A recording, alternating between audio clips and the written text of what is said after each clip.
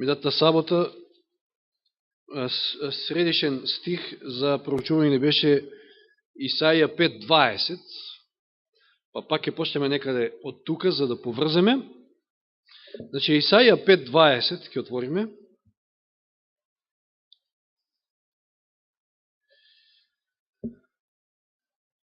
Пророкот има посебно неблагодарна работа, значи да излезе и онака со висок глас да вика на Божиот народ за да го врати назад кон Словото, кон вистината, кон доброто. Тоа го имал како задача Исаија, ова вест упатено до Јуда, до Јужното царство. И еден стих кој што навистина е толку актуелен и денеска, и кој што е запрепастувачки, че докаде може да дојде Божиот народ, а не па да збориме за останатите. Значи Исаија 5.20 вели: тешко им на оние што злото го нарекуваат добро, а доброто зло, кои прават светлина од темнината, а од светлината темнина, што горчливото го прават благо, а благото горчливо. Веќе минатиот пат спомнавме многу нешто, но продолжиме да читаме до 25 стих некаде. 21 стих вели: тешко им на оние кои што се мудри во собствените очи и умни само пред себе. Тешко им на оние кои што се силни во виното и јунаци во мешањето на силните пијалаци. И на оние кои го бранат виновникот за подкуп, а праведникот го лишуваат од правдата. Затоа, како што огнот ја проголтува сламата и како што сувата трева исчезнува во пламенот, така ќе изгине нивниот корен, нивната папка ќе се разлета како прав, зашто го отфрлија законот на Господа над воинствата и го презреа словото на Израелевиот светец, затоа се распали Господовиот гнев против неговиот народ и тој крена рака на него и го удри, па се стресува горите, нивните стебла лежат по улиците како отпадоци, но неговиот гнев уште не се смири и раката му е уште крената. И до минатиот пат за оваа морална перверзија, која што е и наша секојневие, како да вика, како да повикува за Божиот гнев. И видовте ли која е причината заради паѓањето во зло? Еве, повторно законот Божи тука. Доста стана збор за него за време на пуката. Значи, зашто го отфрлија законот на Господа над воинствата. И го презреа словото на Израелевиот светец. Ја фрлија Библијата, го фрлија законот, го тргнаа и ете ти зло. Значи, законот е даден за да се познае гревот. Меѓутоа, законот е и тука апсолутниот авторитет. Божиот глас зборува преку целото слово и пред се преку законот. Законот кажува што е добро, што е зло, односно Господ не. Ако го тргнете законот, ако ја тргнете Библијата, тогаш што е зло, што е добро? Нешто за тебе е добро, за мене е зло. За мене па нешто друго е добро, а за тебе па може да биде зло. И ете ви го, тој хаос, морално паѓање и морална перверзија. Мрачниот среден век, зошто се нарекува, зошто го викаме мрачен? Еве од тие причини, повторно. Било тргнато Словото Божие, да не зборуваме за законот. Словото Божие било тргнато далеко од народот. Црквата била таа, незиниот авторитет бил тој кој што ќе кажел што е добро, а што е зло. И каква само злоупотреба имало над бедниот народ во тоа време. За сметка на тоа се богатела црквата. И сега, ако не била реформацијата, че е повторно во контекст на деновиве годишнината, 500 годишнината, ако не била реформацијата, ако не биле тие луѓе кои што Господ ги подигнал, кој знае до кога ќе се влечкаше тој темен век и ќе немаше просперитет воопшто во секој поглед, општеството и светот воопшто. Господ подигна своји луѓе, реформатори, за кои што ќе се подсетиме денеска на некои од нивните изјави, за да се охрабриме и за да видиме што е тоа што нив ги држело, што е тоа што може и нас да не одржи во ова време во кое што живеем. Но сега прашањето е, кон што се движиме ние? Реформација, 500 години од реформацијата, кон што се движиме? Ако цело време се одвива реформа на општеството, општо на се, на црквата, тоаш ние би требало да видиме, да се движиме кон еден бел ден, значи, односно кон посветување, кон просветлување на општеството и на светот околу нас. Но, за жал, гледаме некоја друга слика. И повеќе се движиме кон оваа морална перверзија за која што стана збор. Се трга и законот, се трга Библијата, верски заедници, луѓе чии што предводници биле и Мартин Лутер, Виклиф, Весли, така натаму, го тргаат и законот, ја тргаат и Библијата, а слават 500 години од реформата. Што се случува? И зошто е тоа така? Во кој правец оди човештвото и верништвото?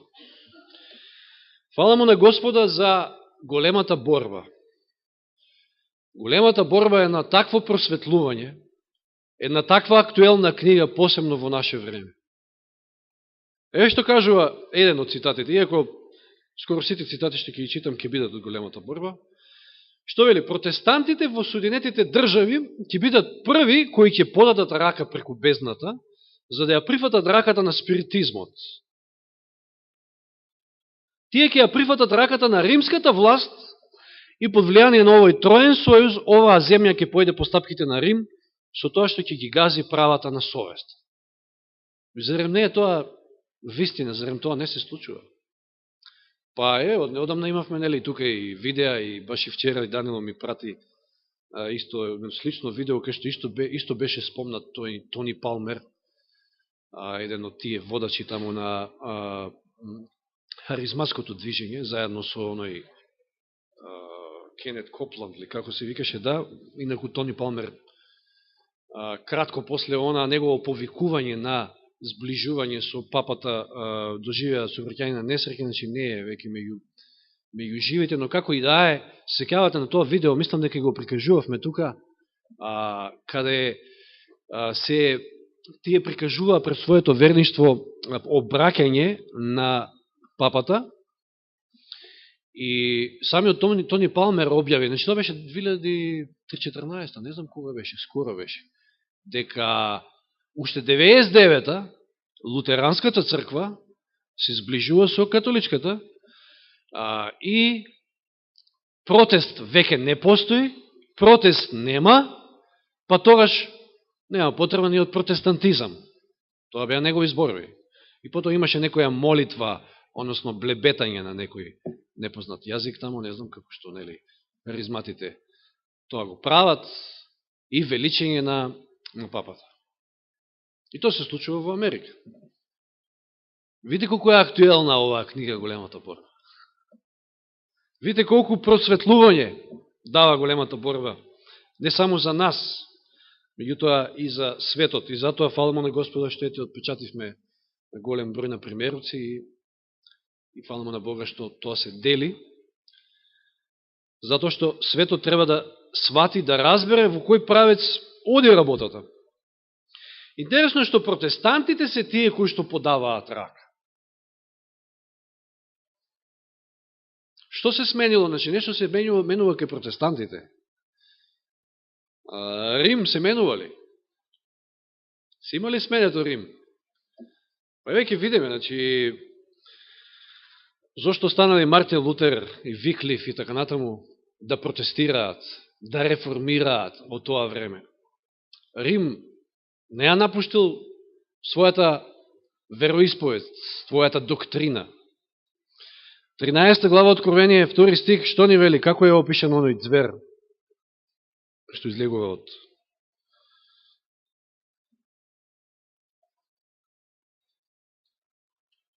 од земјата. Вториот стих, доволно е само, и зверот што го видов беше како леопард. Па наузите му беа како мечки и така натаму. Како леопард. Леопардот ги менјава ли своите шари, што вели таму Еремија? 13.23, па не може да ги смени, не именува. Но тоа додатно го подврдуваат и списите на Елен Вајт и повторно ќе кажем големата борба, не само Библијата. И тоа имам за цел денеска, да се подсетиме на оние реформатори, меѓу кои пред се Џон Виклиф, Јан Хус и пред се Мартин Лутер. Ќе читам некои од нивните изјави, но пред тоа да прочитаме во Матеј, 10 глава, стихови кои што исто така кажуваат што се ќе се случува. Што може да му се случи на верното чедо Божие. 10 глава Матеј од 16 стих. Ете, јас ви испраќам како овце меѓу волци, вели Исус.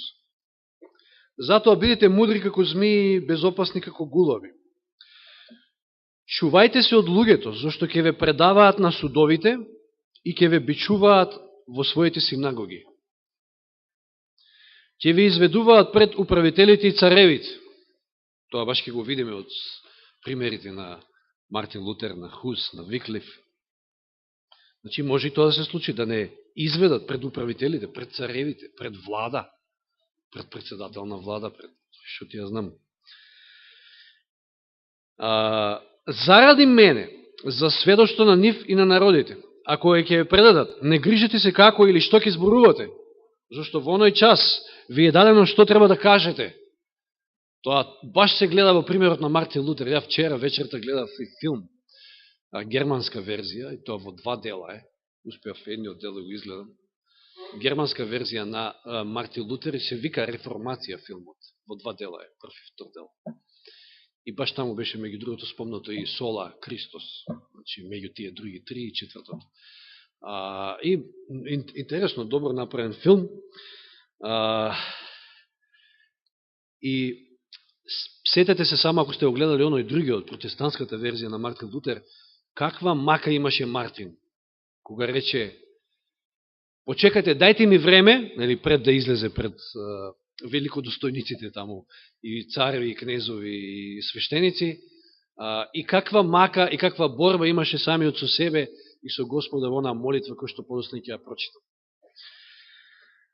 Но Господ е тој кој што вели, нема што да се грижите што ќе кажете.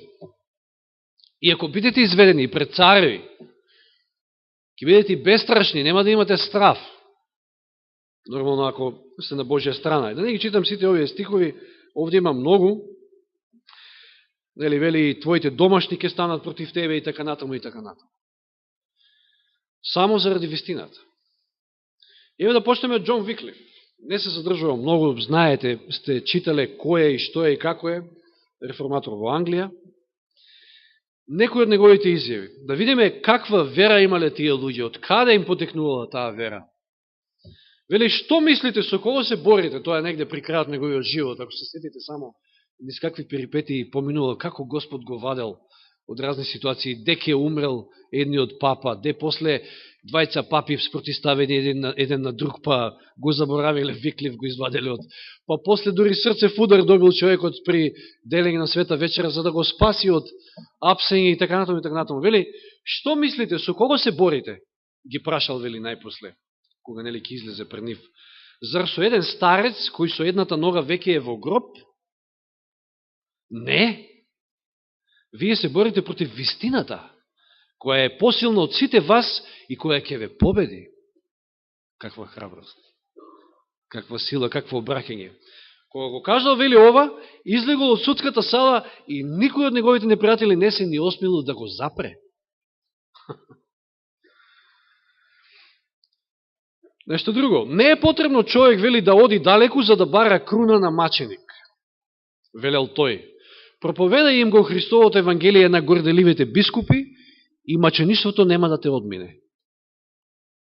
Да живеам и да молчам, во никој случај, нека падне ударот, јас го чекам.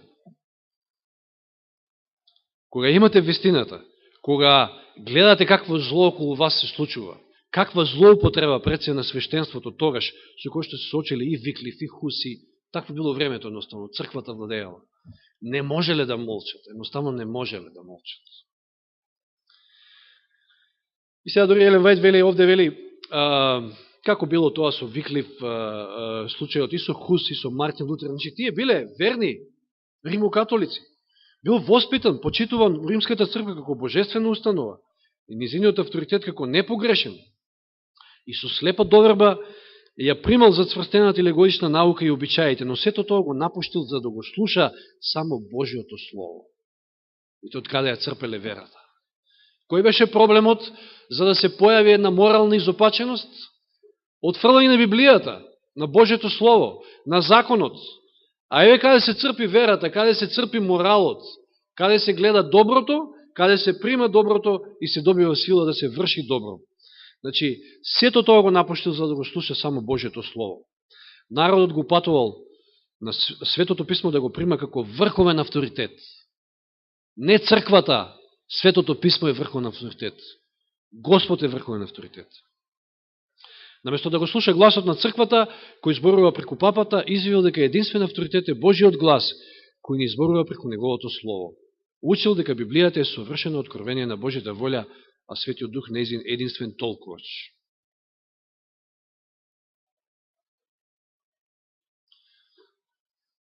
Мора да кратиме. Хус.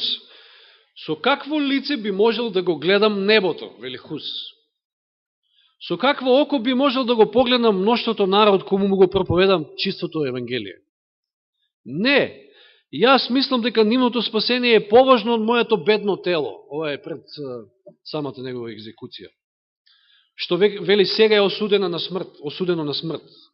Тогаш почнале од него да се облекуваат делови од облеката и секој бискуп изговарал по едно проклетство, извршувајќи го својот дел на церемонијата. Тоа било таква една цела церемонија, помпезност, глума, мислам, цела една драма се правила за пред народот, за да се заплаши, за да се држи во страв, во незнаење. На главата му ставиле капа од хартија во вид на митра со надпис архиеретик, на која биле насликани страшни ѓаволи. Хус извикнал: со радост ке ја носам оваа круна заради тебе, о Исусе, кој заради мене си носел трнов венец. На самата клада, кога бил ставен. Од какви заблуди да се откажам пред самото ставање на кладата, која барале од него да се откаже од ересите, кои што ги проповедал. Од какви заблуди да се откажам, вели? Не се чувствувам ниту малку виновен. Го повикувам Бога за сведок, дека се што сум го проповедал и што сум го пишувал, има за цел да ги оттргне душите од гревот и пропаст. Затоа со голема радост и со својата крв ќе ги запечатам вистините што сум ги проповедал и за кои сум пишувал. Која го обвил пламенот, што почнал? Да пее. Исусе, сине Давидов, смилувај ми се. И така продолжил се доека неговиот глас не замолкнал за секојаш. Хус, Виклив, каде се сега нивните следбеници? Читаат ли некојаш да видат како се држале Хус, Виклив, Јероним? И сега доаѓаме кај Лутер.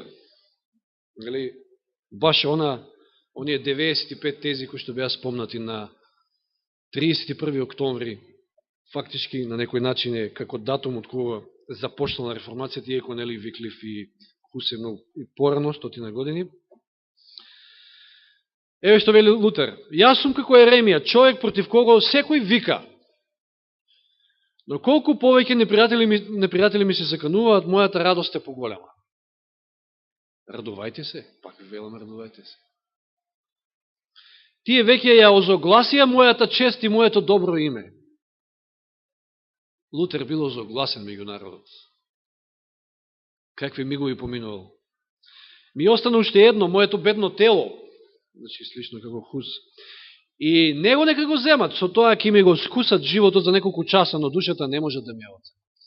Во истиот текст подолу стои: не се плашете, значи во Матеј 10 глава, од оние кои што нели може да губиат телото, а на душата не може да ги напакостат. Туку плашете се од оние кои што и телото и душата може да ги уништи. Од Господа. Вели, оној што сака на светот да му го објави Христовото Слово, мора секој час да биде готов да умре. Ова изјава на Лутер. Која вера, која што ни е потребна, ние не знаеме со што секи се соочуваме. Со нова инквизиција, би кажа. Ги читам, вели, папските декрети, му пишувал на Спалатин, еден од неговите соработници, и ти велам, дека не знам дали може би папата е антихрист или негов пратеник. Толку лажно Христос е прикажан во тие декрети и дури распнат. Знаете, онаа папска була, подосна ќе ја запали. Како интересно беше тоа прикажано во филмот, во германската верзија. Видите, ова е интересна ситуација. Да се подсетите, ако сте заборавиле, големата борба треба се чита редовно. Толку актуелна книга. Рим се повеќе се лутел поради Лутеровите напади и некои од неговите фанатични противници. Некои од неговите фанатични противници, дури и некои професори на католичките универзитети изјавили дека оној што би го убил овој бунтовен калуѓер, со тоа не би сгрешил. Гледате, значи време во кое што не се знае што е добро, што е зло, се е извртено, се е на главачки. Еден ден на реформаторот му пристапил некој странец со скриен пиштол под наметката. И го прашал, зошто насекаде се движи сам? Че Лутер не е со телохранители? А овој со пиштол под наметката. И Лутер му одговорил, јас сум во Божјата рака, тоа е моја сила и штит, што ми може човек? Кога ги слушнал овие зборови, странецот пребледел и побегнал од него, како тука да било присутно некоје небесно суштество. Ако Бог е со нас, ако Бог е на наша страна, кој може да биде против нас? Какви пиштоли, какви закани, какви уцени. Дори вели, се осврнува на универзитетите во тоа време, кој што текст толку многу може да се примени на денешно време. Лутер вели, се плашам дека универзитетите ќе станат широка врата на адот, ако таму трудолюбиво не се објаснува Светото Писмо и ако истото не се всадува во срцата на младите. Што ќе станат универзитетите? Широка врата на адот, ако не се проучува Светото Писмо. А денеска во на протестантски универзитети па се друго се проучува, ама само не Светото Писмо, или многу малку. Никому не му советувам своето дете да го праќам онаму каде што мерилото на животот не е Светото Писмо. Секоја институција во која не се проучува постојано Божјото Слово, ќе се изопачи. Еве, ја таа врска, отфрлање на Светото Писмо, занемарување на Светото Писмо, на Божиот глас, изопачување. Тоа е последицата.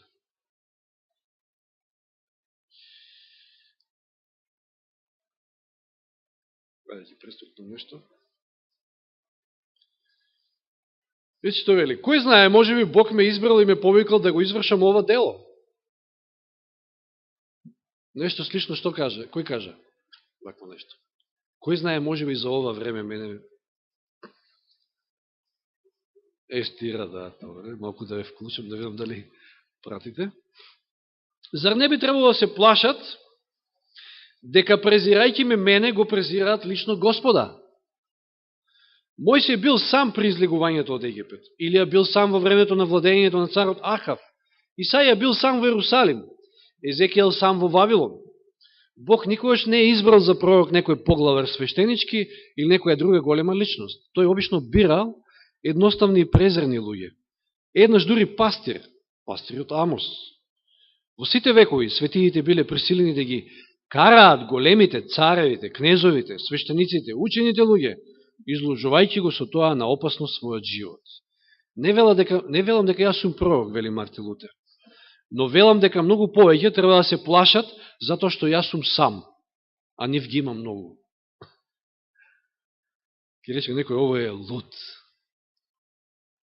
Не е лут, туку има силна вера, знае во кого верува. Тие треба да се плашат затоа што јас сум сам, а нив ги има многу. Сигурен сум дека Божјето Слово е со мене, а не со нив. Еве, од каде ја црпел верата. И сега, не може да не се прочитаат оние дел кога веќе се наоѓа во Вормс, иако нели претходно сакале да го разубедат, па кога ќе каже, нека горат огнови колку што сакаат, јас ќе отидам и ќе влезам тамо во челуста на зверот и ќе му ги скршам забите. Какви си тоа? Вели, ако па дори колку што има керамиди на куќите тамо, сите тоа ѓаволи нека бидат, па јас пак ќе отидам. Панел болен непосредно пред тоа, ако се присетуват. И вели, ако не можам во Вормс да дојдам здрав, нека ме пренесат таму како што сум, болен. Зошто ако ме вика царот, не смеам да се сомневам дека ме вика Бог. Не алудира на тоа дека царот е Бог, туку затоа што тоа е должност да се излезе пред царот. Неверојатна ситуација и можност да се посведочи. Ако имаат намера против мене да употребат сила, што е веројатно, зашто не ме викаат сигурно за да бидат поучени, да го предадеме делото во Божји раце. Уште живе и владе оној што ги избавил тројцата млади луѓе од огнената печка. Ако не ме спаси тој, мојот живот не вреди многу. Мораме да спречиме Евангелието да не биде изложено на подбив од грешниците и да бидеме готови за него, да ја пролееме нашата крв, за да не триумфираат тие. Не можам да знам дали мојот живот или мојата смрт повеќе ќе послужи за спасение на сите. Очекувате од мене се, само не бегање и откажување. Ова е вера на вистина. Од мене може да очекувате се, ама не да бегам или да се откажам. Не. Да бегам не можам, а уште помалку да се откажам. И еве таа негова молитва, што спомнав, со ова само покажува, дека навистина верувал во тоа само вера, само милост, само Исус, само Библијата. Тој се чувствувал немоќен, знае пред кого ќе излезе и знае дека треба да го прослави Господа, знае дека тоа е Божие дело и се повикува на Господа и бара сила и помош од Него. Вели, о, семоќен и вечен Боже! Ова е неверојатна молитва која што можеме едноставно да се ја научиме, да не кажам не онака по-католички, него навистина во кој правец би можеле да се молиме. О, семоќен и вечен Боже, велел тој, колку е страшен овој свет!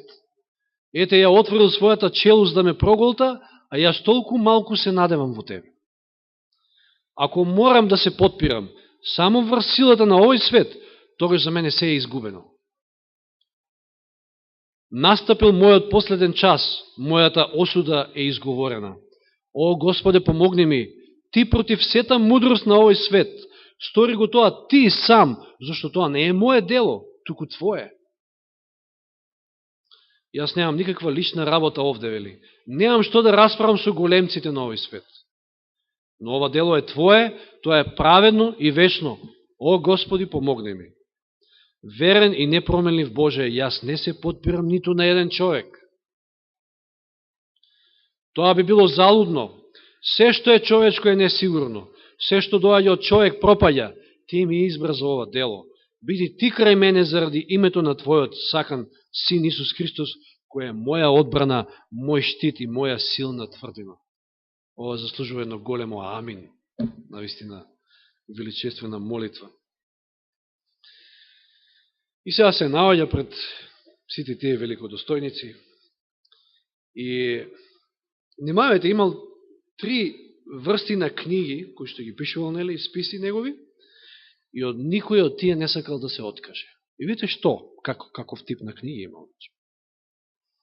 Дали денеска многу се зборува за толеранција, за така натаму и така натаму, иако ете, ќе кажат, па сепак денешното време е поинакво, сепак зверот не е звер, нели, и така натаму и така натаму. Вели, преминувајќи веднаш на излагањето, објаснил дека сите негови дела немаат ист карактер. Во некои расправа за верата и за добрите дела, односно за оправдување со вера. Па нив дури неговите непријатели ги признале не само за безопасни, туку и за полезни. Да се откаже од нив, би значило да се отфрли вистината меѓу Христа и Сатана, што сите ја признаваат.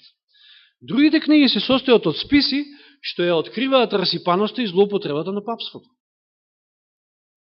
Да се откаже од овие дела би значило да се засили римската тиранија и широм да се отвори вратата за уште поголемо зло и поголеми беззаконија. Во третиот вид на своји книги станува против некои личности што ги бранеле јавните зла. што се однесува до тие списи, признава дека често бил повеќе остар од колку што прилега, не тврди дека е без грешки, но не може да се откаже нито од тие книги, зашто таквата постапка би ги охрабрила непријателите на вистината и тие би искористиле приликата Божиот народ да го угнетуваат со уште поголема свирепост.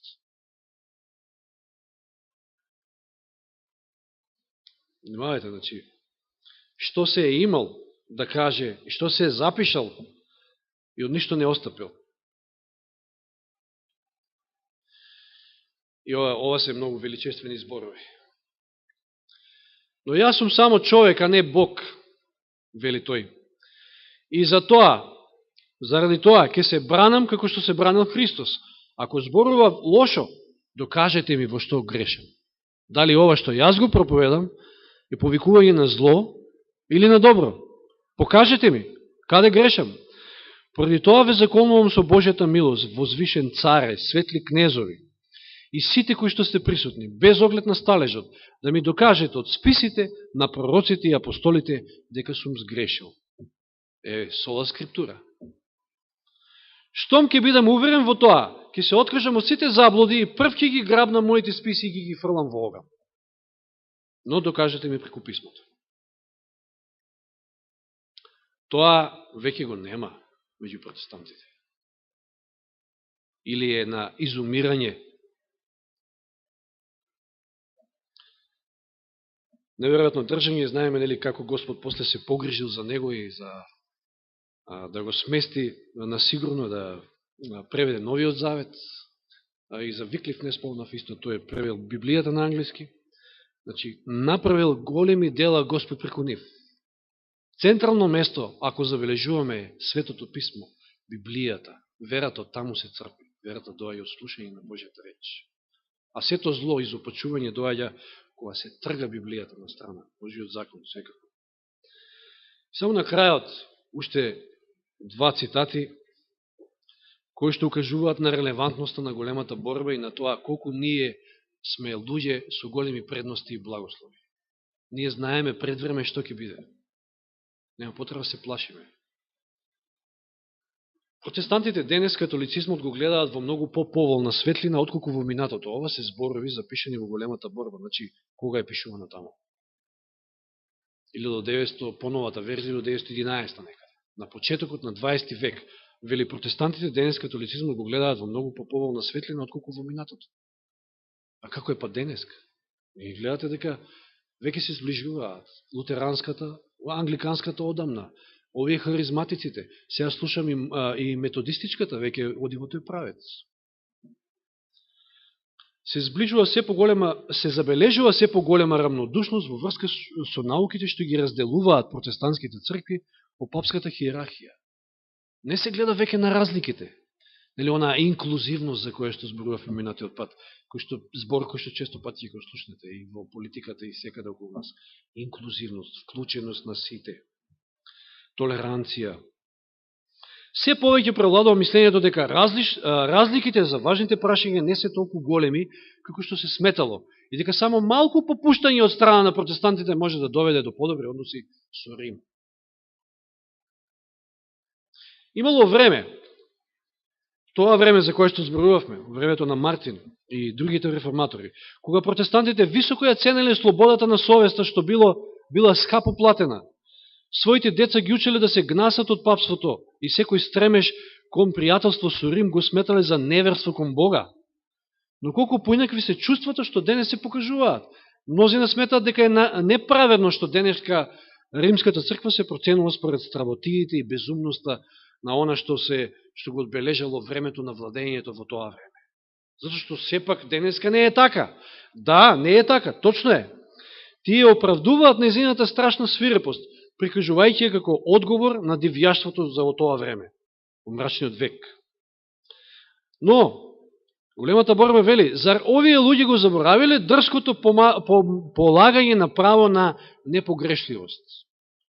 Кон оваа горделива власт, која оваа горделива власт го истакнувала меѓу Христа и сатаната во текот на 800-тините години. Далеко од тоа да го напушти своето барање, таа во 19. век го истакнува со уште поголема решителност. Црквата вели, папската црква, католичката црква, дека е непогрешлива, дека никогаш не сгрешила, ниту пак ќе сгреши. Според писмото вели, кога и да е вели ќе сгреши.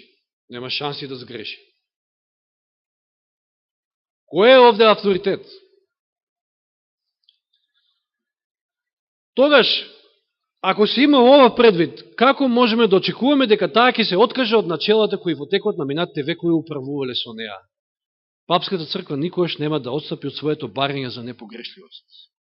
И затоа се менуваат другите. Таа не се менува. Таа е мајката, а другите се керките, па сега си ги собира.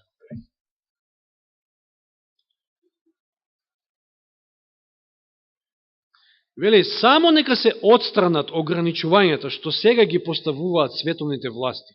И Рим повторно нека ја задобие својата некогашна власт, набрзо ќе оживее неговото насилство и прогонство.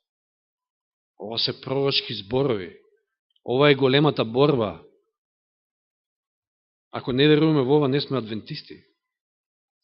Нека не се заборави дека Рим се фали токму со тоа што никогаш не се менува.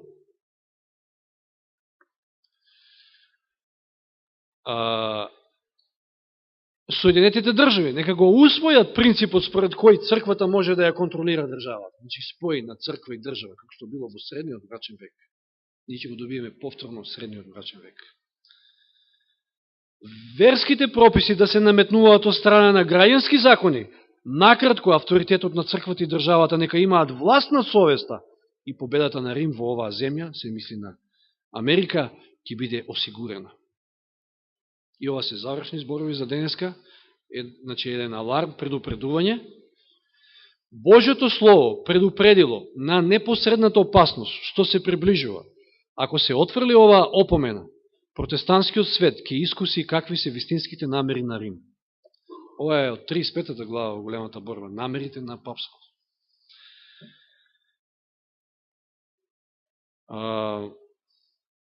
Но вели тогаш ќе биде предосна за да се избегне неговата стапица. Моќта на Рим незабележано расте. Неговите учења имаат големо влијание врз законодавните собранија, врз црквите, врз човечките срца. Насекаде се чувствува неговото влијание. Влијанието на папството. Тој подига високи и огромни градби, во чиишто тајни, се мисли на Рим, тој, подига високи и огромни градби во чиишто тајни подземни простории ќе се повторат неговите поранешни прогонства. Тајно и незабележано тој ги зајакнува силите за да ги оствари своите цели и да изврши напад кога ќе настапи решавачкиот миг. Се што сака тој е да има по-погодна положба, а можност за тоа веќе му се дава. Набрзо ние ќе видиме и ќе почувствуваме каква намера има Рим. Секој оној што сака да верува и да му биде послушен на Божјето Слово, секој оној кој што е за доброто, со тоа ќе биде изложен на подбив и прогонство. Какво време доаѓа? Каде е реформацијата? Требаше да се очекува просветлување на овој свет. Ние сме тие кои што треба да го реформираме светот, да делуваме. Тоа е адвентичката црква. Се друго веќе отпаја. И само на крајот да спомнам неколку стихови. Значи, бурата е пред нас. Кога веќе зборувавме за онаа бура во 8 глава Матеј, минатиот пат, намерно не спомнав, но еве сега ќе ги спомнам последните зборови, како Исус ја завршува својата беседа на гората на блаженството. Сеќавате ли како? Еве, со зборовите од 24 до 27 стих. И така секој, кој ги слуша овие мои зборови, сето оно што го кажам, сите овие зборови, Библијата, Писмото, и ги исполнува, еве верата и послушноста, верата кој што работи преку љубовта, ќе го споредам јас со благоразумен човек, кој ја изградил својата куќа на камен, и заврна порорен дожд, и надојдоа реки, дојде бурата, значи дувнаа ветрови и навалија на таа куќа, но таа не се разурна, зашто беше заснована на камен. Заснована на Христа, заснована на Словото, на речта. Затоа стоја и Мартин, и Виклив, и Хус, и Јероним така силно. Верата им беше во Божјата реч, во Господа. А секој оној кој што ги слуша овие мои зборови, а не ги исполнува, ќе биде спореден со безумен човек, кој ја изградил својата куќа на песок, и заврна поровен дожд, и надојдоа реки, и дувнаа ветрови, и навалија на таа куќа, и таа падна, и незиното паѓање беше страшно, беше големо. Најдете време за другарување со Божјето Слово. Да црпиме мудрост, да црпиме храброст, сила, вера. Да се дружиме со Господа на тој начин. И да тешки времења во кои што само така ќе се одржиме. Да се огледаме и да се храбриме. Јас да ви кажам искрено, неверојатно се чувствувам секогаш кога одново и одново ги читам оние 6 и 7 глава беа, или 7 или 8 за Лутер, двете глави за Лутер, во големата бора. Неверојатно се храбрам од таа негова силна вера. Меѓутоа таа вера не е случајност. Заснована е на Божјето Слово и на целосна доверба во нашиот Господ. Нека биде така и со нас.